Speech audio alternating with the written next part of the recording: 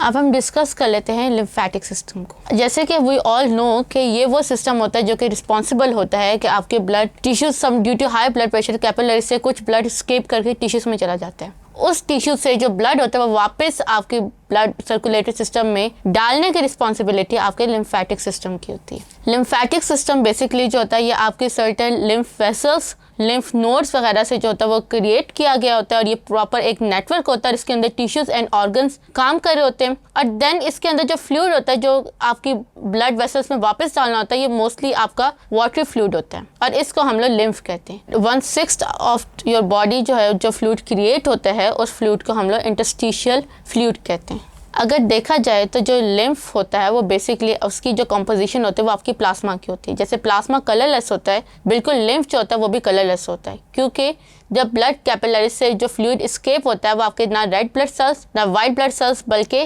Plasma fluid जो होता है वो स्केप कर रहा होता है। और इसीलिए हम कहते हैं कि इसकी कंपोजिशन जो होती है वो आपकी सिर्फ प्लाज्मा प्रोटीन से होती है, लेकिन इसमें जो प्लाज्मा के अंदर प्रोटीन लेवल ज़्यादा होता है जबकि इसके अंदर प्रोटीन लेवल जो होता है वो कम होता है, जबकि इसके अंदर कुछ एक्स्ट्रा फिलामेंट्स भी आ जाते हैं जिनको हम लोग टिश्यू जेल कहते हैं। अगर मैं इंटरस्टिशियल फ्लूइड और लिम्फ के कंपैरिजन की बात करूं तो इंटरस्टिशियल फ्लूइड जो होता है ये इसके अंदर प्लाज्मा और डिसॉल्व न्यूट्रिएंट्स एंड ऑक्सीजन होते हैं, जबकि टिश्यू फ्लूइड के जो लिम्फ होता है उसके अंदर जो ऑक्सीजन होते हैं वो कम होते हैं as compare to interstitial fluid. अब ये जो फ्लूइड वापस आपके ब्लड सर्कुलेटरी सिस्टम में जो कि वेसल्स पहुंचाते हैं उनको हम लोग लिम्फ वेसल्स कहते हैं। और ये जो लिम्फ वेसल्स होते हैं ये ओनली वन डायरेक्शनल होती हैं। लिम्फ कैपिलरीज जो कि टिश्यू से ब्लड कलेक्ट करते हैं उनसे स्टार्ट होती हैं एंड देन फाइनली एक बड़ी लिम्फ वेसल में कन्वर्ट होती हैं और ये लिम्फ वेसल आपके वेना कैवा के अंदर यानी कि ब्लड वेन्स के अंदर जो है वो लिम्फ या फ्लूइड को पोर कर देती है।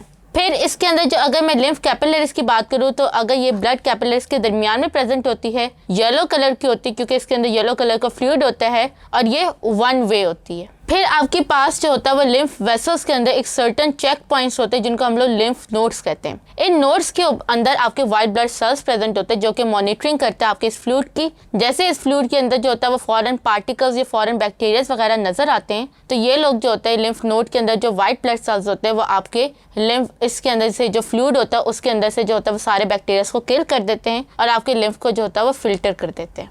तो इस तरह हमारा जो लिम्फेटिक सिस्टम होता है वो काफ़ी ज़्यादा इंपॉर्टेंट रोल प्ले कर रहा होता है हमारे बॉडी के टिश्यू फ्लूइड को वापस सर्कुलेटरी सिस्टम में डालने के लिए। और अगर ये प्रॉपरली काम ना करे तो हमारी बॉडी के अंदर ओडीमा जैसी बीमारी जो होती है वो जनरेट या क्रिएट हो सकती है। Thank you.